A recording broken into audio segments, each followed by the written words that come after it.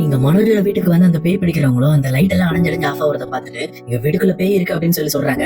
ஆனா மொத்தமே ஜன்னலுக்கு வெளியில இருந்து நான் தான் இந்த மாதிரி ஆஃப் பண்ணி ஆன் பண்ணேன், மற்றபடி வேற ஒண்ணும் இல்லை அப்படின்னு சொல்லி இங்க எல்லாருமே கலாச்சி விட்டுறாங்க. அதே நேரத்துல அவங்களுமே நீங்க சொல்றது உண்மைதான், இந்த வீட்டுல எந்த பேயும் கிடையாதுன்னு சொல்லிட்டு அவங்களுமே அங்கிருந்து வெளியேறாங்க. வெளியேறதுக்கு அப்புறம் இந்த பக்கம் மனோஜுமே இந்த வீட்டை சொந்தமாக்குறதுக்கு நம்ம அடுத்த கட்ட வேலையை ஆரம்பிக்கணும், முதல்ல இந்த பத்திரத்தெல்லாம் எடுத்துட்டு போயிட்டு நம்ம ரிஜிஸ்டர் ஆபீஸ்ல கொடுத்துட்டு இந்த பக்கம் பத்திரத்தை வச்சு நம்ம லோன் வாங்குறதுக்கு எல்லாம் ரெடி பண்ணணும் அப்படின்னு சொல்லி சொல்றாங்க. அதே நேரத்துல இன்னொரு பக்கம் மொத்தமே மனோஜுக்கு பக்காவான ஒரு ஐடியா கொடுக்குறாங்க. ஏன்டா மனோஜ் இந்த மாதிரி நீ லோன் போட்டுட்டு இருக்க, சொல்லப்போனா வெறும் 3 கோடி தானடா, உங்களோட மாமனார்ட்ட கிட்ட ஆட்டோமேட்டிக் எடுத்து கொடுக்க போறாரு, அவர் தான் கோடி கோடியா வியாபாரம் பண்ணிட்டு இருக்காருல்ல, ஏன் உனக்கு தரமாட்டேன்னு சொல்ல போறாரு அப்படின்னு சொல்லி கேட்கறாங்க. இது கேட்டோம்னா மனோஜுமே யோசிக்கிறாங்க. அப்ப ரோகிணியுமே இருந்துட்டு இங்க பாருங்க, மொத்தம் சம்பந்தம் இல்லாம இங்க மனோஜ் ஏத்தி விட்டுட்டு இருக்காதீங்க, உண்மையை சொல்ல போனா நாங்களே வேற ஒரு பிளான் வச்சிருந்தோம், அந்த பிளானை விட்டுட்டு தான் லோன் போடலாம் அப்படின்ற ஒரு ஐடியா வந்திருக்கோம் அப்படின்னு சொல்லி சொல்றாங்க. இது கேட்ட மொத்தமே என்ன பிளான் வச்சிருக்கீங்க அப்படின்னு சொல்லி கேட்கிறப்போ, இந்த மாதிரி மனோஜோட பூர்வீக சொத்தெல்லாம் அங்க இருக்குல்ல, அந்த ஊர்ல இருக்கிற எல்லா சொத்தையும் வித்துட்டு உங்களோட பாட்டியும் நம்ம கூட வர வச்சிருப்போம், வர வச்சுட்டு அதுக்கப்புறம் நம்மளோட வீடு எல்லாத்தையும் வித்து இந்த வீட்டை வாங்கிக்கலாம், அதுக்கப்புறம் நம்ம இதுல எல்லாருமே ஒன்னா இருந்துக்கலாம் அப்படின்ற மாதிரி தான் நாங்க பிளான் வச்சிருந்தோம். ஆனா நாங்க சொன்ன பிளானுக்கு நீங்க யாரும் ஒத்து வர மாட்டீங்கன்னா அந்த பிளானையும் நாங்க விட்டுட்டோம் அப்படின்னு சொல்லி சொல்றாங்க. அப்ப மனோஜுமே அந்த விஷயத்த புரிஞ்சுக்கிட்டு, ஆமாப்பா இந்த விஷயத்த உங்ககிட்ட சொல்றதுதான் நான் ரொம்ப கஷ்டப்பட்டேன், இப்ப ரோகிணியே சொல்லிட்டா நீங்க பாட்டி கிட்ட கொஞ்சம் பேசுங்கப்பா, பேசி பாட்டியோட பூர்வீக சொத்தெல்லாம் வித்துட்டு அவங்களும் இங்கே வர சொல்லிருங்க, நம்ம எல்லாரும் ஒன்னாவே இருக்கலாம் அப்படின்னு சொல்லி சொல்றாங்க. இது கிட்ட அண்ணாமலையும், என்ன மனோஜ் பேசிட்டு இருக்க, இந்த மாதிரி பாட்டி கிட்ட என்னால அப்படிலாம் போய் பேச முடியாது, அது அவங்களோட விருப்பம், அதே நேரம் அவங்க கிட்ட இருக்கிற காடு நில வீடு இது எதுவுமே நான் சம்பாரிச்சது கிடையாது, எல்லாமே எங்க அப்பா சம்பாரிச்சது, அதனால அது அவங்களோட சொத்து, அவங்க என்ன முடிவு எடுக்கிறாங்களோ அதுதான். அது மட்டும் இல்லாம நீ சொல்ற மாதிரி அவங்க இந்த விவசாய நிலத்தெல்லாம் வித்துட்டு வர மாட்டாங்க, எங்க அம்மாவுக்கு எப்பவுமே விவசாயம் ரொம்ப பிடிக்கும், சொல்லப்போனா அவங்க அந்த விவசாயத்தை பாத்துக்கிறதுக்காக தான் என்னையே விட்டுட்டு தனியா பிரிஞ்சு அவங்க காட்டுல இருந்துட்டு இருக்காங்க. இந்த மாதிரி விஷயங்கள்லாம் அவங்களுக்கு பிடிச்ச விஷயத்த நான் அங்க இருந்து புடுங்க முடியாது, நீ போய் கேட்டாலும் கண்டிப்பா அது நடக்காது, ஏன்னா கண்டிப்பா எங்க அம்மா அதுக்கு ஒத்துக்க மாட்டாங்க அப்படின்னு சொல்லி சொல்றாங்க. அதே நேரத்துல இது கேட்டுட்டு இருக்க முத்துமே, ஏன்டா மனோஜ் என்ன அவ்வளவு பெரிய ஊசியாடா, ஏடா எங்களெல்லாம் பார்த்தா மனுஷனா தெரியலையா, இங்க இருக்கிற வீட்டை வித்துருவியா, அங்க இருக்கிற காட்டை வித்துருவியா, இந்த ஒரே வீடை வாங்கிட்டு என்ன நீ மட்டும் ஒரு வீடை வாங்கிட்டு வீடை உன் பேர்ல எழுதிக்கிட்டு உங்க வீட்டுல நாங்க குடியிருக்கிற இருக்கணும் மாடா அப்படின்னு சொல்லி கேட்கறாங்க. இது கேட்ட ரோகிணியும், என்ன முத்து இப்படி தப்பா பேசிட்டு இருக்கீங்க, நாங்க அப்படிலாம் நினைக்கவே இல்லை, நம்ம எல்லாரும் ஒன்னா இருக்கணுங்கிறதுக்காக தான் நான் இதெல்லாம் பண்ணிட்டு இருக்கேன் அப்படின்னு சொல்லி சொல்றாங்க. நீங்க பக்கத்துல இருக்கிற ரவியுமே, இங்க பாருங்க நீங்க சொல்றதெல்லாம் வாஸ்தவம் தான், பட் இருந்தாலும் இது மனோஜ் நீங்களும் சேர்ந்து வாங்குற வீடு, அதனால இது எப்படி இருந்தாலும் இது உங்க வீடு தான், உங்க வீட்டுக்கு நீங்க சம்பாரிச்சுக்கோங்க, இப்போ எங்களோட பூர்வீக சொத்தை வித்து நீங்க இந்த வீட்டை வாங்கினீங்கன்னா எங்களுக்கு எல்லாம் பங்கு எல்லாம் போயிடும்ல, இப்ப எனக்கு கூட தான் ரெஸ்டாரண்ட் ஆரம்பிக்கணும்னு ஆசை இருக்கு, ஆனா அந்த ரெஸ்டாரண்ட்டுக்கு பணம் ரெடி பண்ண முடியாம நானுமே ரொம்ப கஷ்டப்பட்டு இருக்கேன். இப்ப பாருங்க எங்க அண்ணன் இருக்கானே மனோஜ், அதான் அவங்க வீட்டுக்காரன், அவன் மட்டும் அன்னைக்கு 27 லட்சம் ரூபாய் எடுத்துட்டு போயிட்டு திருப்பி ரிட்டர்ன் வந்து கொடுத்துட்டான்னு வச்சுக்கோங்களேன், அந்த பணத்தை எங்க அப்பா எங்களுக்கு எல்லாம் பிரிச்சு கொடுத்துருந்தாருன்னா இன்னைக்கு முத்து வந்து கார் டியூ கட்டிட்டு வாடகை கார் ஓட்ட தேவையில்ல, அதே நேரத்துல நானுமே இங்க ஒரு ரெஸ்டாரண்ட்ல போய் செஃபா வேலை பார்க்க தேவையில்ல, நான் ஒரு ஹோட்டல் வச்சிருப்பேன், முத்து 2 கார் போட்டிருப்பான், நாங்களுமே கொஞ்சம் லைஃப்ல செட்டில் ஆயிருப்போம், ஆனா எங்களோட லைஃப் எடுத்துக்கிட்டு தான் இப்போ இங்க உங்களோட ஹஸ்பண்ட் வந்து ரொம்ப ஹாப்பியா இருக்காரு, அதுவுமே அந்த 27 லட்சம் ரூபாய் பணத்தை கூட அவர் இப்ப பிசினஸ் ஆரம்பிச்சதுக்கு கொஞ்சம் கொஞ்சமா திருப்பி தராரு, ஆனா அவருக்கு அந்த படம் இல்ல, எங்களுக்கும் அந்த பணம் வந்து சேர்ந்த படம் இல்ல அப்படின்னு சொல்லிட்டு இந்த பக்கம் ரவியுமே தான் மனசுல இருக்க விஷயத்த எல்லாத்தையுமே கொட்டி தீர்க்கிறாரு. இது கேட்டாலும் முத்துவுமே, இப்ப பவிதா பார்லர் மேடம் நாங்க எதுக்கு சொல்றோம் அப்படின்ட்டு, இப்ப நாங்க கஷ்டப்படுறதுக்கு முக்கியமான காரணமே உங்க வீட்டுக்காரன் தான், முதல்ல எங்க அப்பாவுக்கு தர வேண்டிய 27 லட்சம் ரூபாய் பணத்தை முதல்ல எடுத்து வைங்க, அதுக்கப்புறம் எதா இருந்தாலும் பேசிக்கங்க.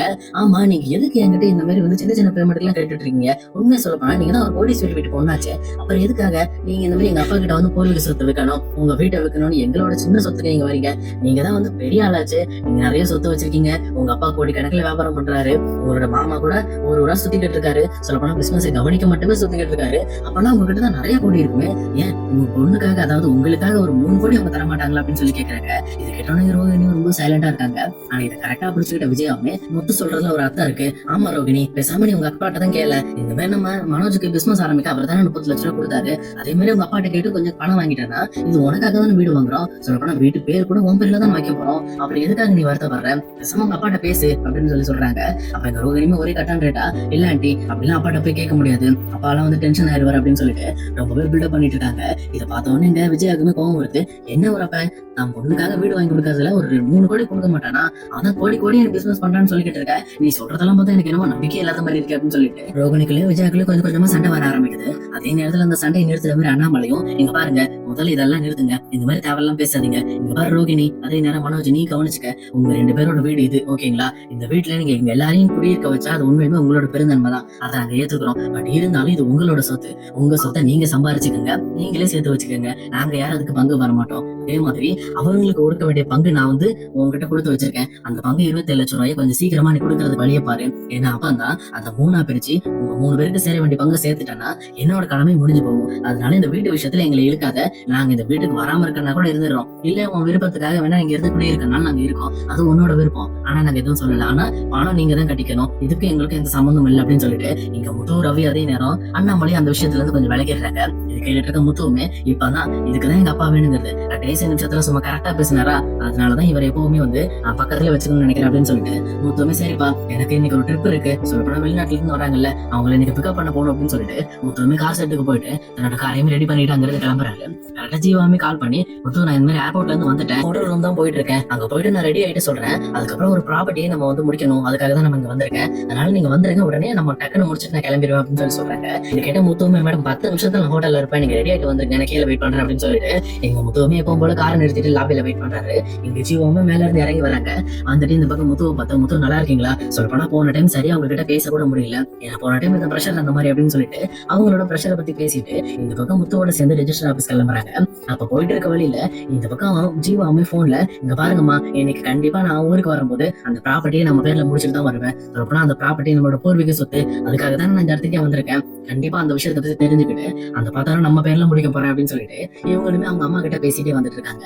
இன்னொரு பக்கம் எங்க முத்து அவங்க பேசுறது கேட்டுட்டு என்ன மேடம் ஏதாவது வீடு வாங்க போறீங்களா அப்படின்னு சொல்லி கேட்கும்போது ஜீவாவுமே இருந்துகிட்டு ஆமா முத்து இந்த மாதிரி அது என்னோட கனவு வீடு, சொல்லப்போனா ரொம்ப நாளைக்கு முன்னாடி அந்த வீடை நான் வாங்க வேண்டியது, அதுக்காக தான் இந்த ஊருக்கே நான் வந்தேன், ஆனா வந்த டைம்ல ஒரு பிரச்சனை ஆயிடுச்சு அப்படின்னு சொல்லி சொல்றாங்க. உடனே முத்துவும் என்ன பிரச்சனை மேடம் அப்படின்னு சொல்லி கேட்கிறப்போ அது ஒண்ணு இல்ல முத்து நீங்க என்ன ஒரு பியூட்டி பார்லர் கொண்டு போய் விட்டீங்க ஞாபகம் இருக்கா அப்படின்னு சொல்லி கேட்கறாங்க. ஆமா மேடம் லாஸ்ட் டைம் கூட நீங்க ஒரு பியூட்டி பார்லர் போனீங்களே, ஆமா ஆமா அங்கதான் வந்து அந்த பியூட்டி பார்லர் வேலை பார்க்குற பொண்ணு ஒண்ணு என்கிட்ட வந்து இந்த மாதிரி ரொம்ப தப்பா நடந்துக்கிட்டாங்க, அது மட்டும் இல்லாம என்கிட்ட இருக்க பணத்தை நான் இதுக்கு முன்னாடி செஞ்ச தப்பை வச்சு கிட்டத்தட்ட 30 லட்சம் ரூபாய் வரைக்கும் ஏமாத்தி வாங்கிட்டாங்க அப்படின்னு சொல்லி சொல்றாங்க.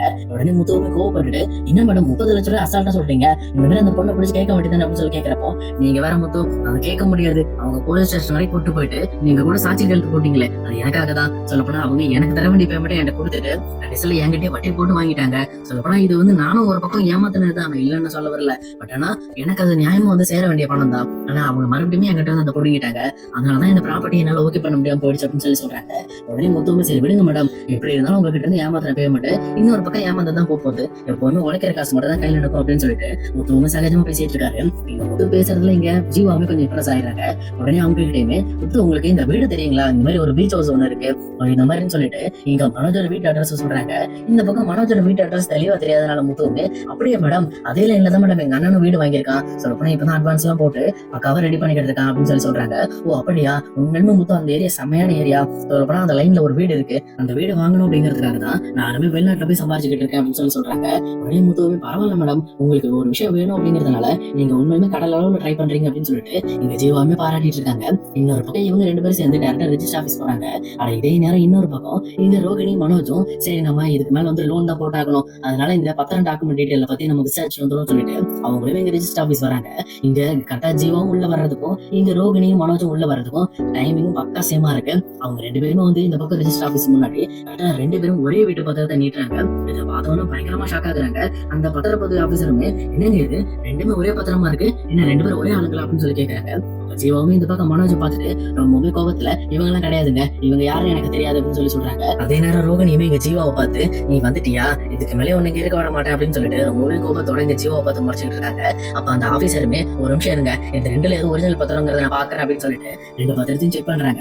செக் பண்ணிட்டு இந்த பக்கம் மனோஜோட பத்திரத்தை தூக்கி போட்டுட்டு இந்த பக்கம் ஜீவாவோட பத்திரம் தான் ஒரிஜினல் பத்திரம், ஆமா மேடம் இதுதான் ஒரிஜினல் பத்திரம், நீங்க சொன்ன அந்த இடத்தோட பேரு இந்த ஓனர் பேர்ல தான் இருக்கு அப்படின்னு சொல்லிட்டு இவங்களுமே சொல்லிட்டு இருக்காங்க. இதை கேட்ட மனோஜ் ரோகிணிக்கு பயங்கரமான ஷாக்கு. சார் என்ன சார் சொல்றீங்க, அப்படி இருக்க வாய்ப்பே இல்ல சார், நாங்க 30 லட்சம் அட்வான்ஸ் கொடுத்து இந்த வீடு தான் வாங்கிருக்கோம்னு சொல்லி சொல்றாங்க.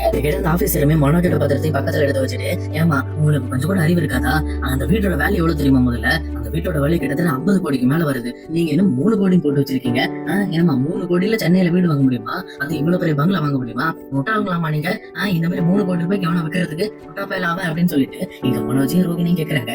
இதை பார்த்தோன்னா ஜீவாமே ஆப்போசிட்ல இருந்து சிரிக்க ஆரம்பிக்கிறாங்க. என்ன மனோஜ் நீ பயங்கர திறமசாலின்னு நினைச்சேன், ஆனா நீ போற இடம் ஏமாத்திட்டே இருக்க போல இருக்கு, என்கிட்ட வந்து 30 லட்சம் ரூபாய் பிடுங்கி மறுபடியும் இன்னொருத்தருட்டு பையனை கொடுத்துட்டு போல இருக்கு, எனக்கு தெரியும். சொல்லப்போனா இப்பதான் ஒரு டாக்ஸி டிரைவர் சொன்னான், இந்த மாதிரி உழைச்ச காசு தான் நிற்கும், உழைக்காத காசு எப்படினாலும் நம்ம கைவிட்டு போயிடும் அப்படின்னு சொல்லிட்டு. அதே மாதிரி தான் நீ உங்ககிட்ட இருக்க அந்த பணமும் நீ உழைக்காத பணம், அதனாலதான் உன்னை விட்டு போயிடுச்சு அப்படின்னு சொல்லிட்டு இந்த பக்கம் ஜீவாவுமே பயங்கரமா சிரிக்க ஆரம்பிக்கிறாங்க. அதே நேரத்துல இந்த ரோகிணியும் மனோஜும் என்ன பண்றதுனே தெரியாம தலையை தொங்க போட்டு உட்காந்துட்டு இருக்காங்க. அப்ப கடை ஜீவாவுமே, சார் இங்க பாருங்க, இந்த ஓனர்ட்ட நான் டீட்டெயிலா பேசிட்டேன். சொல்லப்போனா இந்த வீட்டை என் பேர்ல மாத்துறதுக்கு நான் எல்லா வேலையும் நான் முடிச்சிட்டேன். நான் ரிஜிஸ்ட்ரேஷன் மட்டும் தான் பண்ணணும், நான் பேமெண்ட் வரைக்கும் செட்டில்மெண்ட் பண்றேன் அப்படின்னு சொல்லிட்டு அவங்க அந்த பேமெண்ட் கொடுத்த பத்திரம் டாக்குமெண்ட் எல்லாத்தையும் இந்த பக்கம் ஆஃபீஸர் கொடுக்குறாங்க. அவங்களுக்கு ஓகே மேடம், எல்லாம் கிளியர் ஆயிடுச்சு, கிட்டத்தட்ட 48 கோடி ரூபாய்க்கு நீங்க முடிச்சிருக்கீங்க அப்படின்னு சொல்லிட்டு எங்க ஜீவா கிட்டயுமே அந்த கன்சல்மெண்ட் ஃபுல்லாவே பேசி முடிக்கிறாங்க. அதுக்கப்புறம் அந்த ஆஃபீஸருமே, மேடம் இன்னைக்கு ரெஜிஸ்ட்ரேஷன் பண்ண முடியாது, நம்ம நாளைக்கு தான் பண்ண முடியும் அப்படின்னு சொல்லி சொல்றாங்க. ஒன்னும் பிரச்சனை இல்லை சார், நான் இன்னும் ஒரு வாரத்துக்கு எங்க தான் இருப்பேன்